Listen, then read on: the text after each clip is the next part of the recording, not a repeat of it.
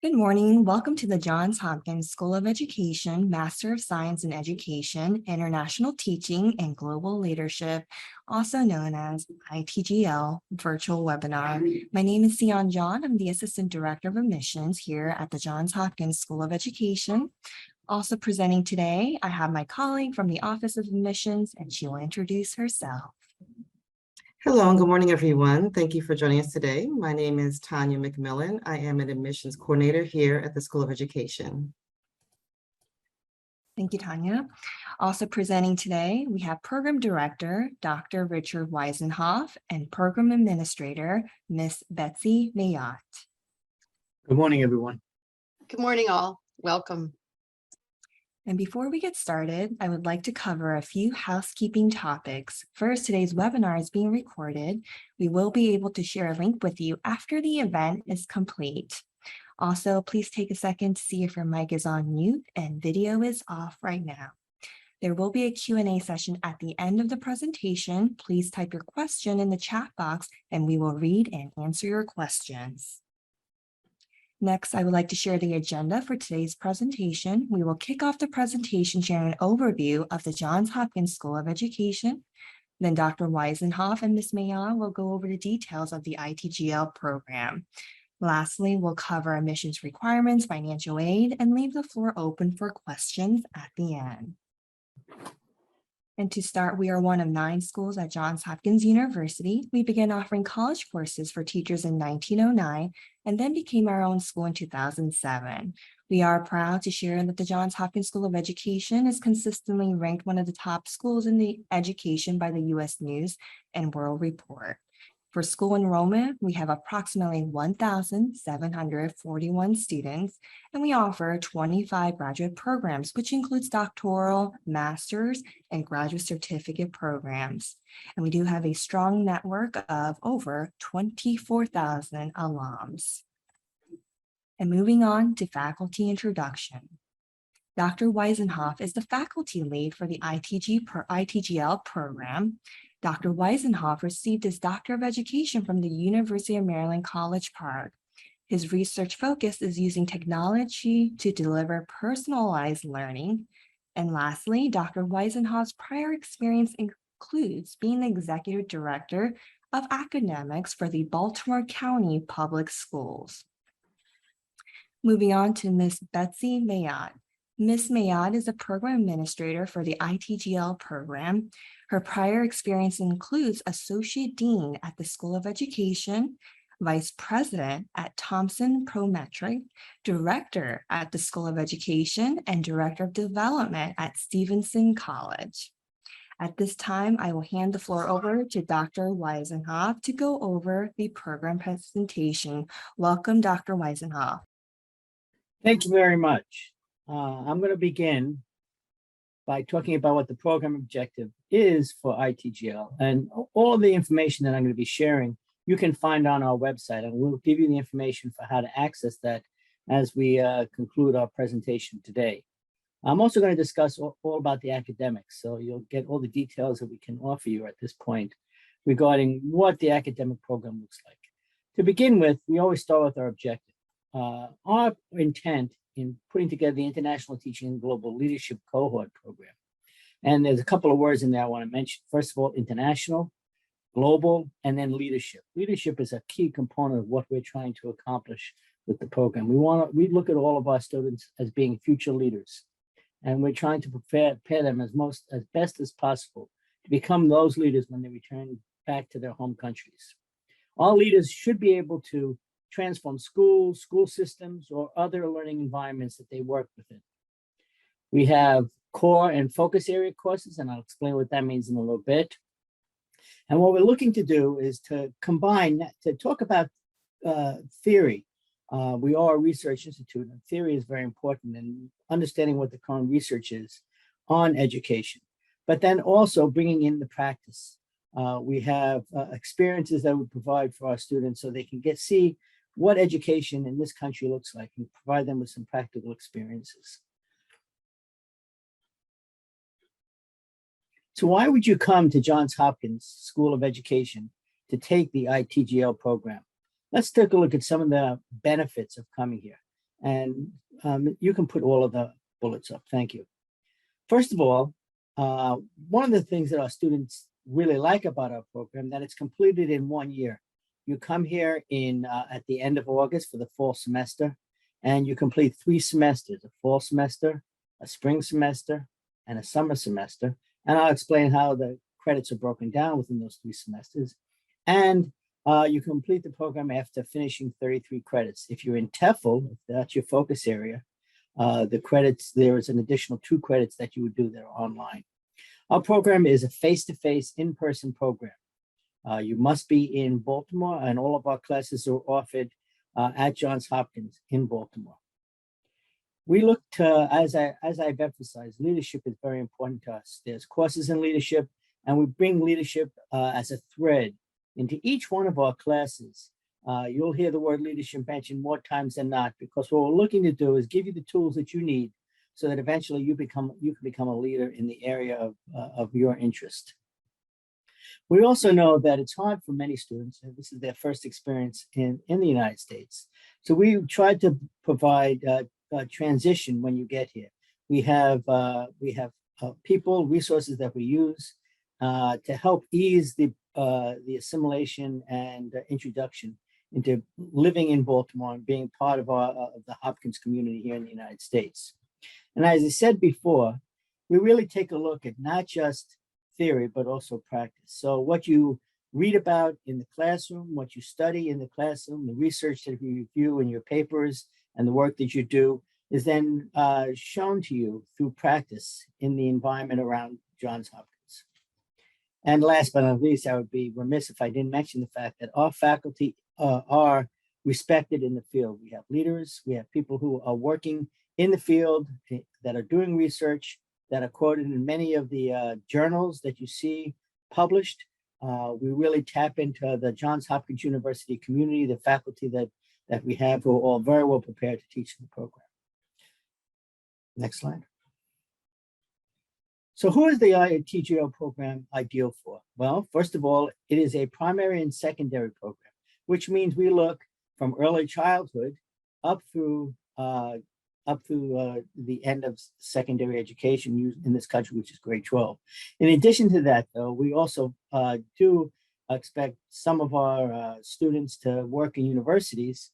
So we talk about the university at the same time. And the focus again is on global education leadership. While you're in the classes, you'll learn a lot about cognitive learning theory, how students learn, what the latest research on brain research is saying. We have a course called Mind Brain Teaching, where we really focus on what brain research is saying about how classrooms should be functioning. In the digital age teaching and learning focus area, teach a course on cognitive learning theory, which is showing the best ways that you can teach in the classroom, what strategies work best, and it's all based upon research, which is a key component of what we're trying to accomplish within this program. When you leave Johns Hopkins University, you will become an expert in how to do your own, conduct your own research and read the research of others to help you make informed decisions in the jobs that you take.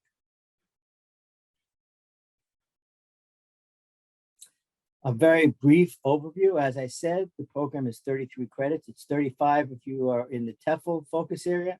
That's because of the 2 additional online credits that we ask students to take. All classes are in person. Our class size has been averaging about 20 students per class, except in seminar where we have a large lecture and then do small breakouts with faculty, not with teaching assistants, but with faculty. The classes are offered at the School of Education here at Johns Hopkins University.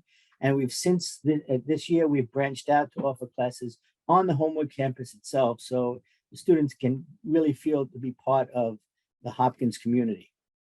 In the 22-23 cohort, that's the current cohort where they're working with now, we have 159 students in the program. The year before we had 161. So that's about what we're averaging in the program each year. And as I said, the program is completed in 3 semesters, what we call 1 academic year, the fall, the spring, and then the summer. We finished the program about the 3rd week in July. And at that point, you would have a degree conferred for a Master of Science in Education. There are 6 focus areas. So, and this is an important point, and you really need to, if you're interested in coming here, take a look at the different focus areas. Before you can be admitted into the program, you have to identify the focus area that you're interested in studying in. The first 3 were our original focus areas, and we've since branched out to the additional 3 programs. So let me just briefly discuss each one. Early childhood is just as it sounds. It's for those students who are interested in studying early childhood in this country. Usually we define that as age 2 to 3 up through age 6. So if you're interested in either preschool or early schooling, then early childhood would be the one that you'd be interested in. With the pandemic, the digital age teaching and learning area has become a very popular focus area.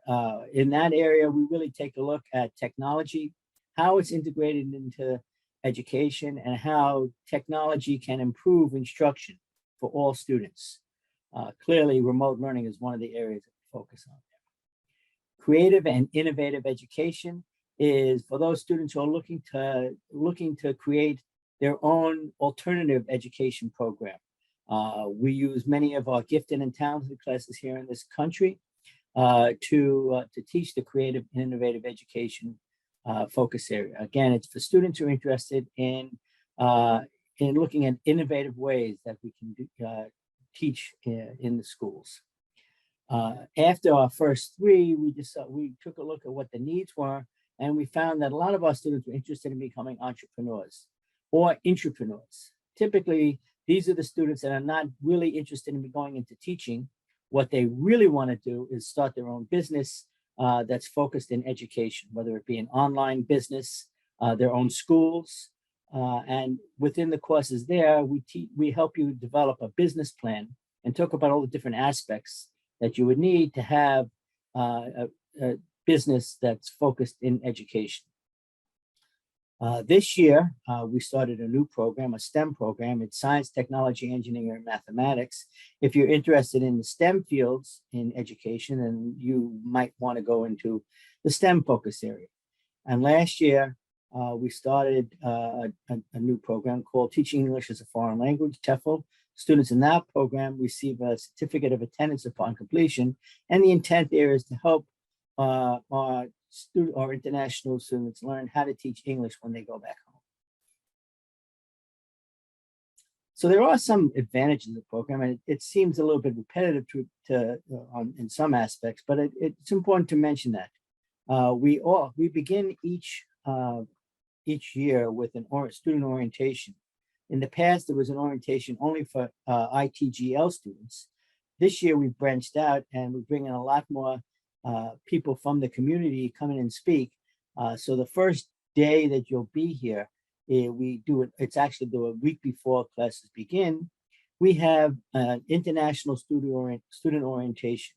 We all come together and we have speakers come in to talk about different aspects of being at Hopkins, not necessarily the ITGL program, but of just being a student in the Hopkins community. Things that you should be aware of. Different programs that are available that you can be part of. It's a really nice event where you'll get a chance to meet all the other international students that are at Hopkins, not just in ITGL at the School of Education, but other School of Education students who are coming from other countries. We do have cultural exchange and enrichment activities. We try to come up with different ways that you can feel that you're part of a group. Just being part of a cohort is nice, but in addition to that, there are events that occur that we want to make you aware of that you may want to participate in. We provide as much support as possible for you as you're here. Everybody has an advisor. We work with you individually to make sure that your needs are being met through the program. And should you have any difficulties, your advisor is there always to be on call to help you in any issues that you may have. We offer something called extended learning, and extended learning is an opportunity where you can select one experience that you like to have in the fall and spring semesters, and you spend 4 hours a week either working with Hopkins faculty or working in schools in the area or working in businesses in the area.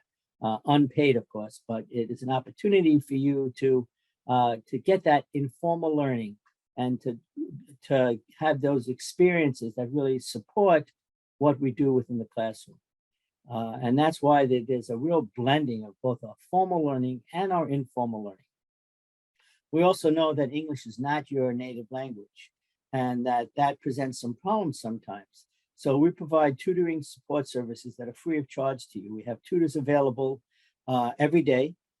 If you have a paper that's due, or if you have a presentation that you have to make and you want assistance with the language and with writing those papers, we have tutors that are available that will meet with you individually and help you through that process so that your papers are polished. And, and really it helps with your acquisition of English if it's not your strong suit.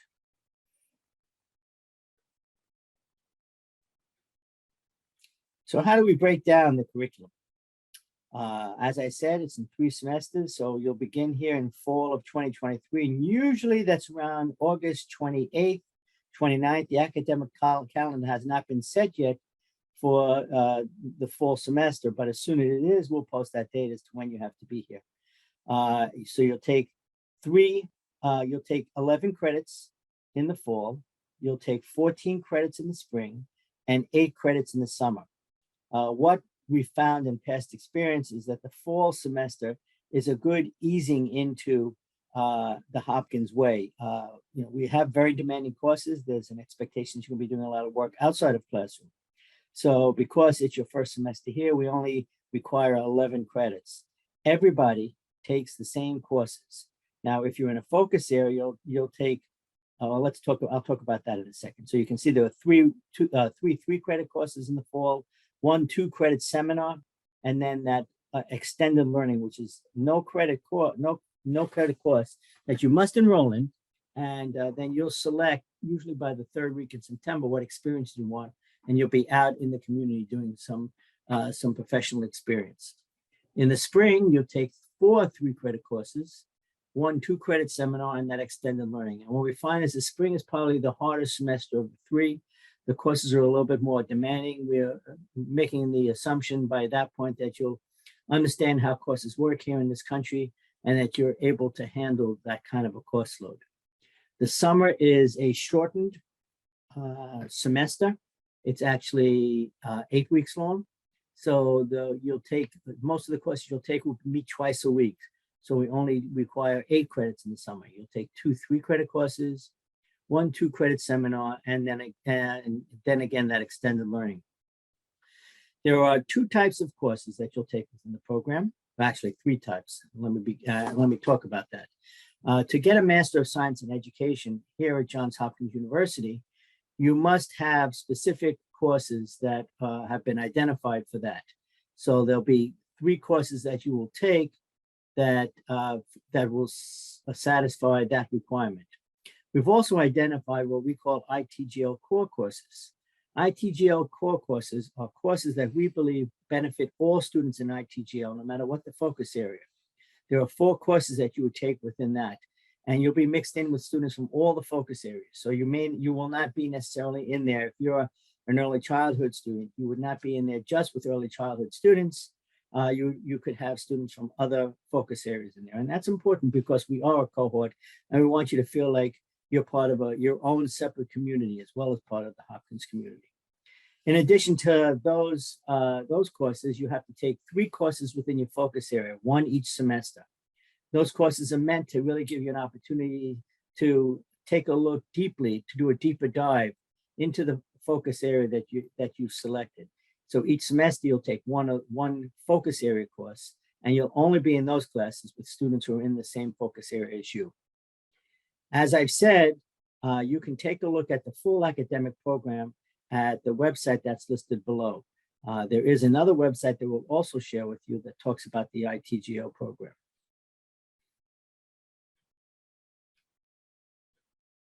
Ms. Mayor? Okay, and Ms. Mayor, Thank you, Dr. Weisenhoff. What you see in front of you is what we call student testimonials. And over the years, we have our 5th cohort with us right now, and you are here looking at our 6th cohort coming in. So during the past few years, we've been able to hear from students who have been through the ITGL program, and they have shared with us what they really value about the program itself. And we call these student testimonials. And you'll see here, there are 4 quotes that come from some of our past students. I won't read them all word for word, but you can take a look at these as they are on the screen in front of you.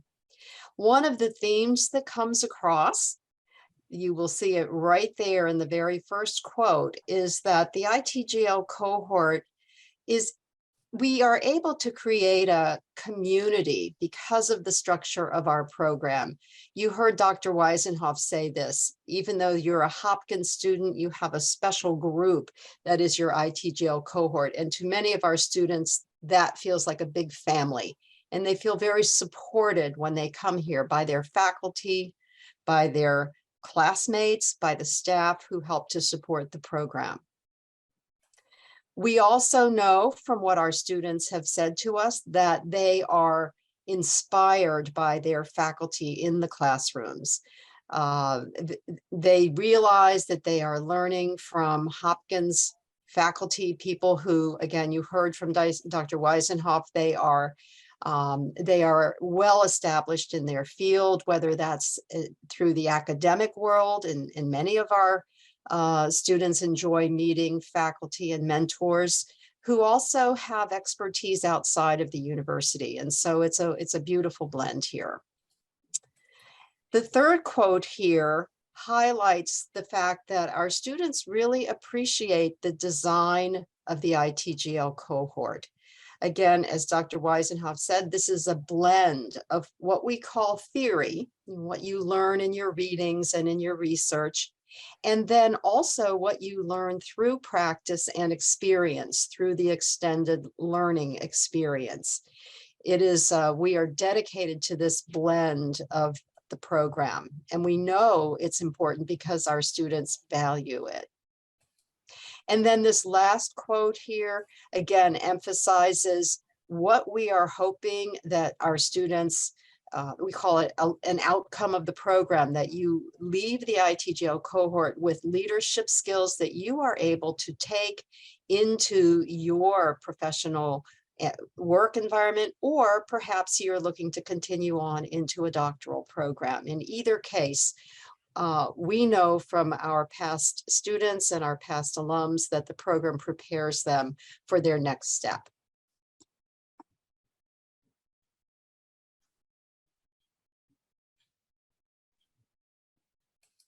Thank you, Ms. Mayott and Dr. Weisenhoff.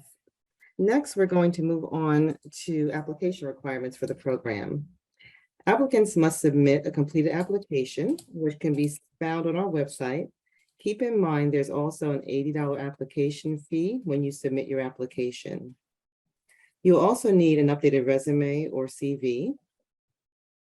Next, an essay must be uploaded. Please visit our website on the admissions webpage to learn more about the essay portion. Please also ensure that the focus area you select is in alignment with your application essay. Also, 2 letters of recommendation. If you are unable to have 1 academic letter of recommendation, we will accept 2 professional letters of recommendation. Additionally, we require all official transcripts, including institutions you may have taken courses but did not receive a degree. Again, this is from all post-secondary institutions that you may have attended. Lastly, the application process begins with a video screening administered by ACE Global. Applicants who complete the screening phase and meet the admissions criteria will be instructed by ACE to submit an online application to the MS-ITGL cohort.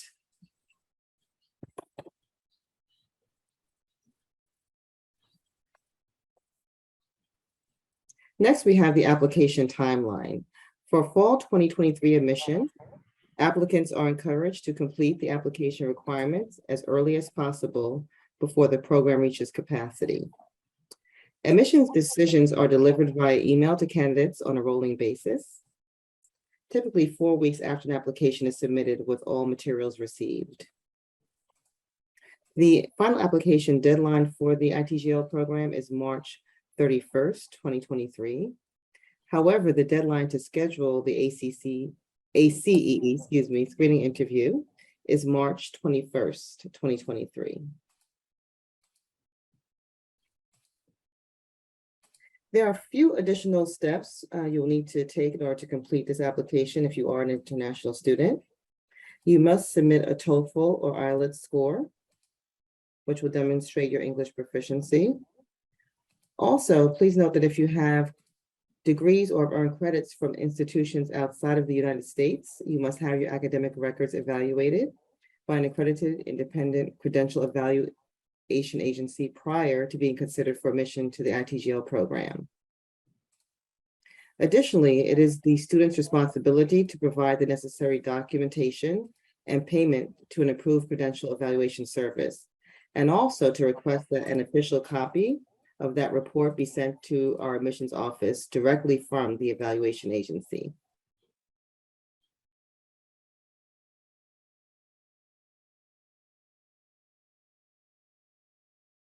On this slide, you'll see information about our institutional scholarships, as well as resources for funding if you are an international student. If you're interested in applying for financial aid, we strongly encourage you to apply for federal financial aid when you start your application. Please note that permanent residents and U.S. citizens are eligible to apply for federal financial aid. If you have questions relating to financial aid, you'll find contact information for the Office of Financial Aid and details of loans and scholarships there as well.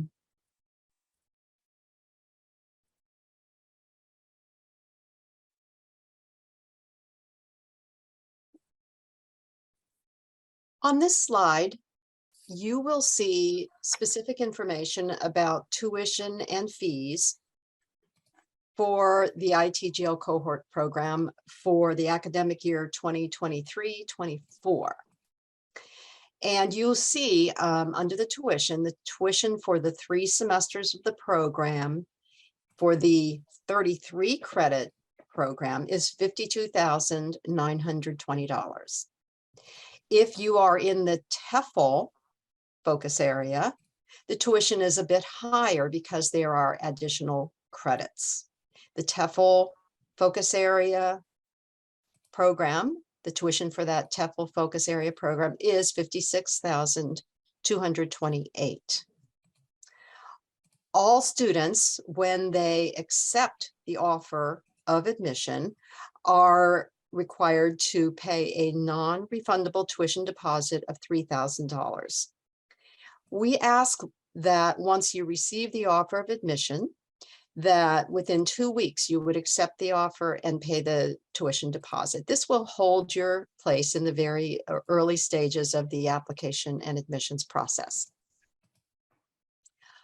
All students who are on an F1 visa are required to purchase JHU insurance. Now, this is all Johns Hopkins University students who are on an F1 visa are required to purchase the insurance. We estimate it is about $4,500. If you are not on an F1 visa, you are still certainly, it is possible to purchase the insurance, and most of our full-time students do like to make sure they have that insurance, but it's not a requirement unless you are on an F1 visa. All students pay a technology fee, $1,500.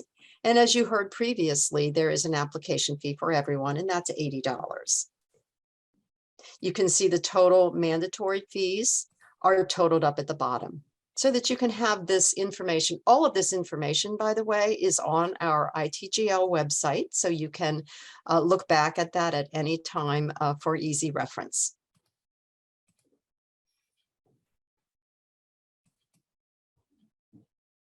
Now, in addition to the mandatory tuition and fees, our ITGL students have an opportunity to select additional services if they are interested.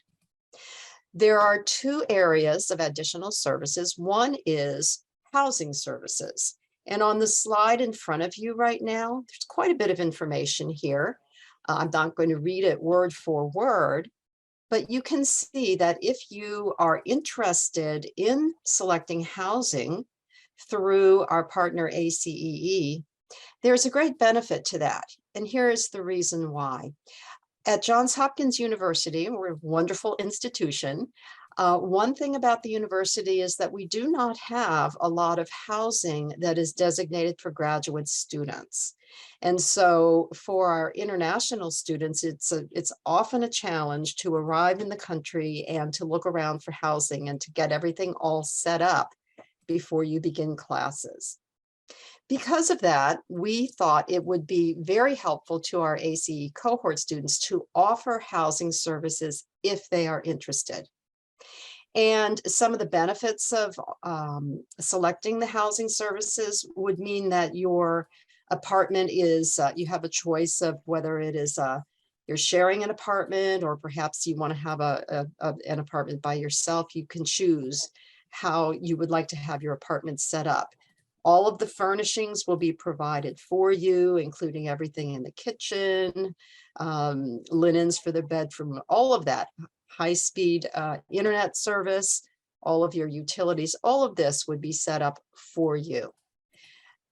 You can find on our ITGL website the cost of the housing services if you are interested in that. We can move on to the next slide. And this slide describes the other area of services that we make available to our ITGL cohort.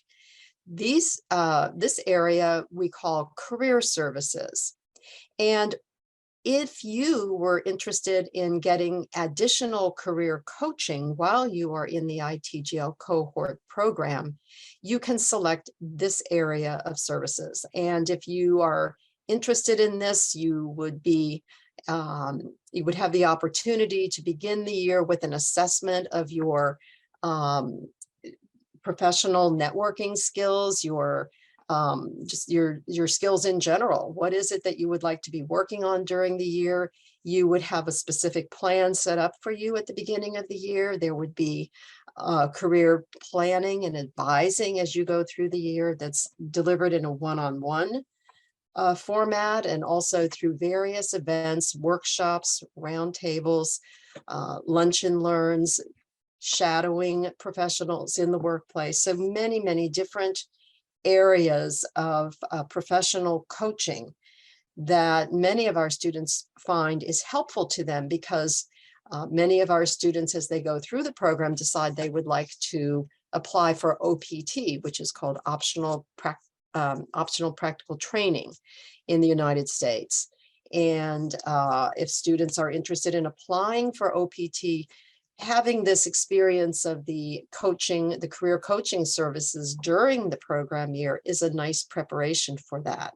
It's also a wonderful preparation for students who decide to go back to their home country right after graduation, and how they can then turn the knowledge and skills into their ability to find that next professional step. So once again, to summarize, the two areas of services are housing services and career coaching. And more information about these services is available on our ITGL website, including specifics of what the services include, as well as the costs.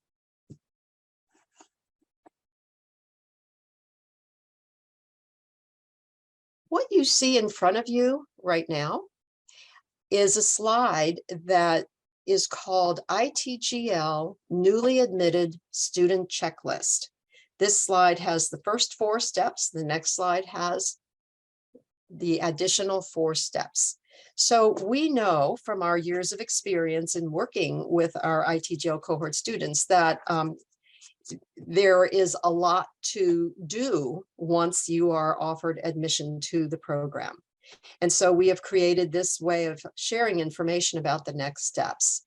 So step 1 would be that if you would be receiving an offer to join the ITGL cohort, your first step is to accept that offer. And you have 14 days, as you can see, to accept the offer. And then step 2 would be, you would also pay your $3,000 non-refundable tuition deposit. And you would pay that right in the Slate portal. Step 3 would be that you've accepted your offer, you've paid your tuition deposit. All Hopkins students are asked to set up their JHU email account right away and to activate their JET ID. And then as soon as let me talk a little bit about the I-20 process. For international students at Johns Hopkins University, we have an office called the Office of International Services. You can see at the bottom of step 4 there, contact information for the Office of International Services.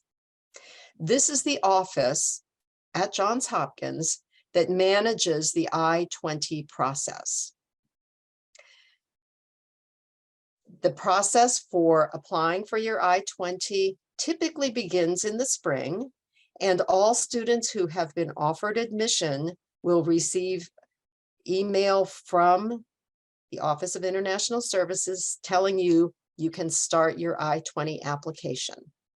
This is why it is really important to set up your JHU email as soon as you have been offered admission and accepted admission to the program.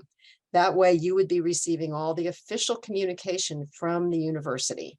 And that I-20 process is really important to start that early. We can move on to the next slide. Now, this is steps 5 through 8 for newly admitted students in the ITGL cohort. Let's say you have completed the previous 4 steps. You have accepted your offer. You have paid your tuition deposit. You have set up your email, your JET ID. You've started the I-20 process if that is available to you at that time. And now we're asking you to make a decision about whether or not you want to select the ACE Housing or Career Services. And you will be receiving information about that from our ITGL colleagues. Once you have made a decision about the Housing and Career Services, you will receive what we call an acknowledgement form. You would receive that from me. The acknowledgement form is very clearly written to explain what your responsibilities are as an incoming ITGL cohort student. So you would receive that form, you would read it very carefully, you would sign it and return it to me.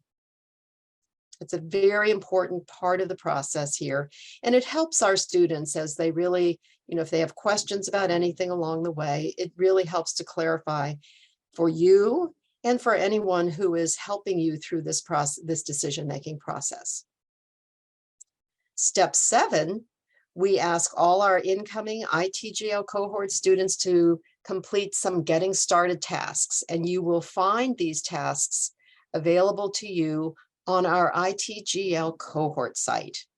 And you will see at the end of this presentation, that is very easy to get to the ITGL cohort site from our website.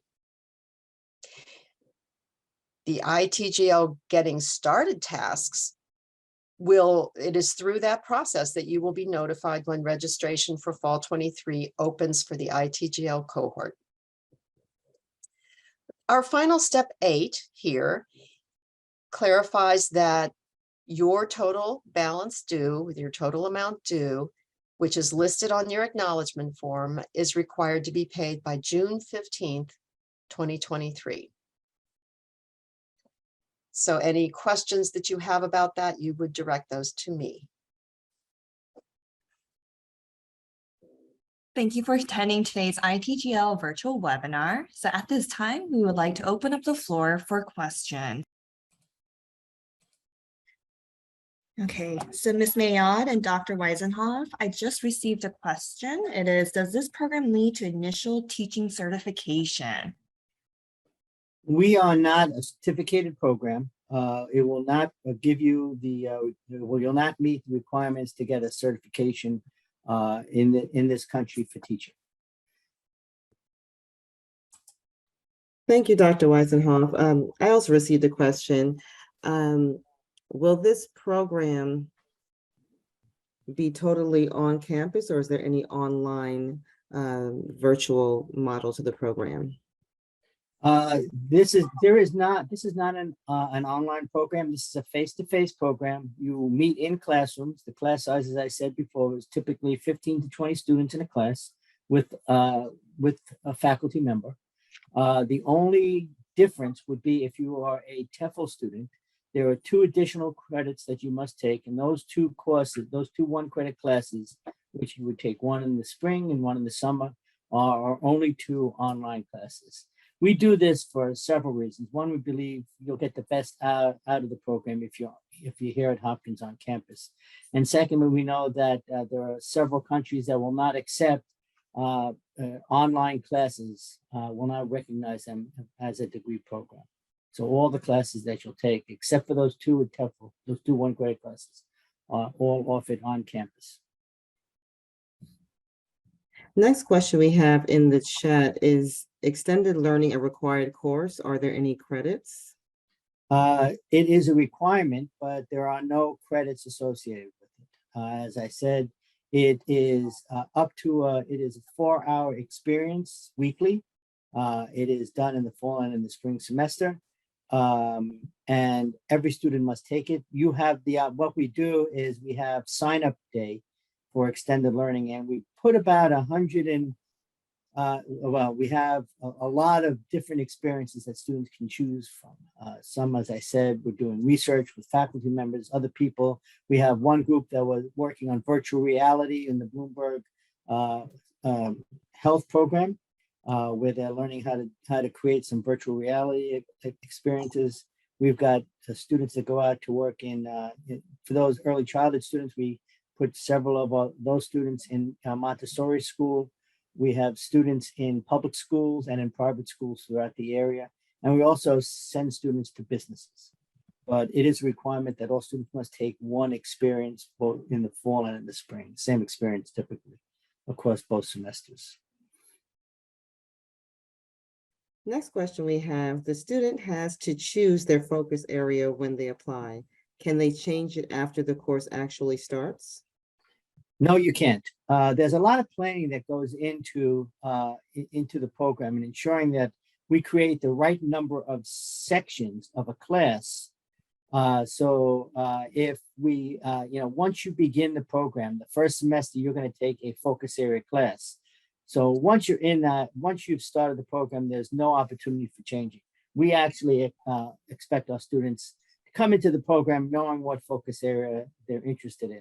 And let me give you an advertisement now.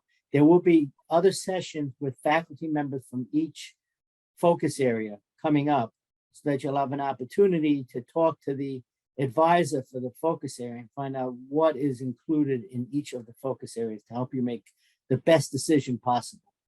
But you will need to know what focus area you're in before you can come to the ITGL program.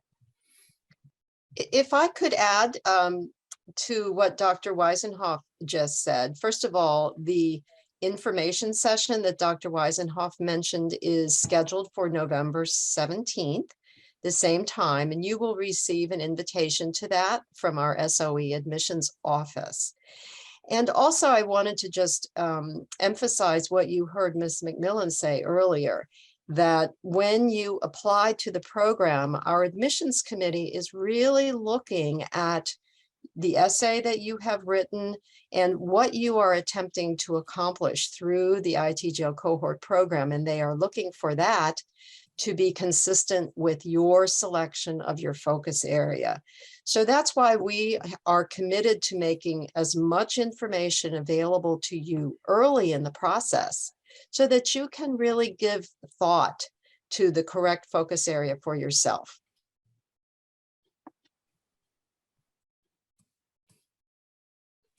All right, thank you, Dr. Weisenhoff and Ms. Mayotte. So the next question I receive, the question is, there is no introduction to the extended learning course on the ITGL official website. What channels or platforms can I access to learn more? So we're going to share with you the ITGL cohort site that's available for anybody to take a look at. When you go there, there's a section on extended learning.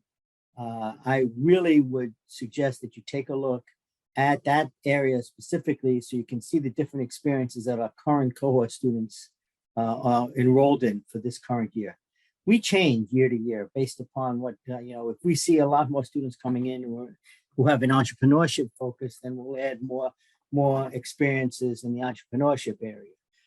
We really try to ensure that there are a lot of opportunities that students can choose from within the extended learning. But I strongly recommend you take a look at the ITGL cohort website and look at extended learning. You'll see a lot of stuff about it there.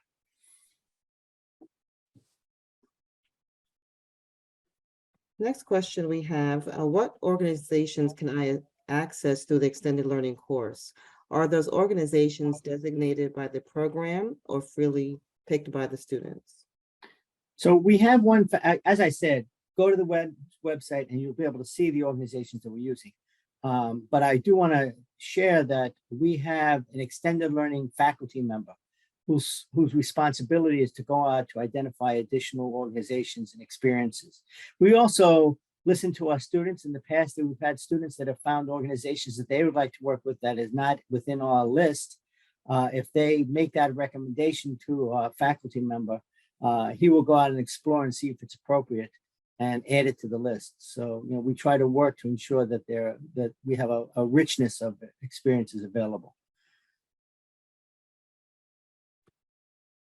We had a question asking how many applications we've received thus far. Our admissions and program office cannot release that information. It is confidential to the application process. We also have a question, do you emphasize work and professional experiences when choosing prospective students? So it's a very good question. We really are looking at the total picture of a student.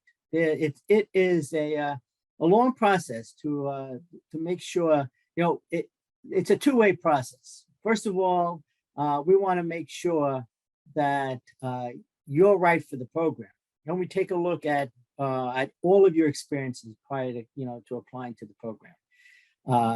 To ensure that you're a good match for us, but we also want to make sure we're a good match for you. And that's why your interview and your essay is so important. We want to hear what your goals are, what your plans are. In the past, I've not accepted students because it looks like what they are trying to do their needs won't be met by the ITGL program. I look at it as somewhat of a wedding. We all come into it together and we're a partnership together. And we want to make sure that you're satisfied with what you're getting out of the program and that we're satisfied that we have the highest caliber of student possible to join us in ITGL.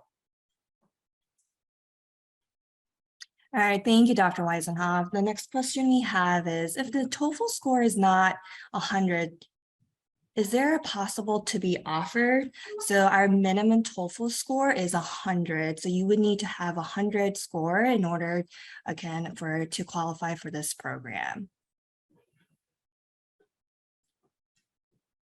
The next question I received privately is, do applicants to this program need to have specific teaching experience in order to apply? No, you do not at all. We have a group of students who have done their undergraduate degree and are continuing on without having any work experience or any practical experience in the classroom. It's sometimes a little bit of a struggle with some of the things that we discuss in class, but everybody makes accommodations, and we really try to work with all of our students with their background. So it's not required that you have any kind of teaching experience coming into the program. And remember, some of our students are never going to go into the classroom. If you're an entrepreneurship student, you may be looking just to do a business and you have no interest in going into the classroom. I'll never forget the first year we had the entrepreneurship. I had one student come up to me and said, I really don't want to be placed in in a school for my extended learning. I really don't like working with students. And I said, that's fine. You don't have to. That's not really what it's all about. If you're interested in doing that, we certainly embrace you. But that's not a requirement for coming into our program. Okay, it looks like there are no more questions today. Here on this slide, we have some important contact information. Any admissions related questions, please reach out to Ms. Tanya McMillan. Here is her email address. Any program related questions, please reach out to Ms. Carol Herman and Ms. Betsy Mayotte. Their email address is on this slide as well. Thank you for attending today's virtual webinar. Today's webinar, we look forward to hearing from you. Thank you, Dr. Weisenhoff. Thank you, Ms. Mayotte, for the wonderful presentation today. And I believe there's one more yes. thing, right? And one more information on this There slide we go. as well. This is very important. Yeah. We Yes. put a bunch. And I wanted to mention to everyone that you will be seeing this video on our ITGL website, a video of this morning's presentation, so that you can actually see and have access to these links a little more easily. And so I wanted to make sure that everyone knew that in case you missed seeing something on one of the slides. All right, thank you for sharing, Ms. Mayotte. Again, thank you for your interest in the Johns Hopkins University. Again, we look forward to hearing from you. Thank you, everyone.